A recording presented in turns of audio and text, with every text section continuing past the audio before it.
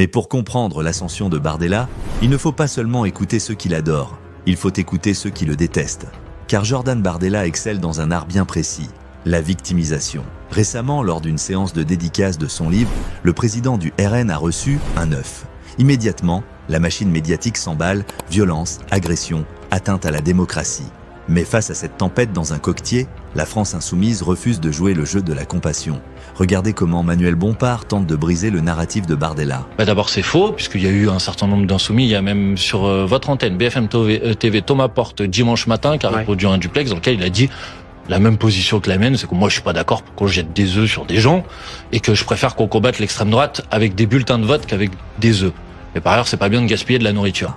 Le ton est donné, le mépris. Mais derrière l'ironie, il y a une stratégie politique lourde.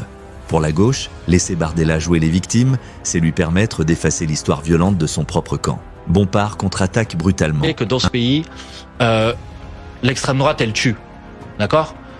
Cette année, Hichem Miraoui, dans le Var, tué par un militant d'extrême droite et soutien du Front National et du Rassemblement National. Monsieur Benjabala, tué par 2 militants d'extrême droite dans le Nord. Le rugbyman argentin, monsieur Aramburu, tué par 2 membres d'un groupuscule d'extrême droite à Paris il y a quelques années. En France, ça c'est la réalité de la violence qui existe.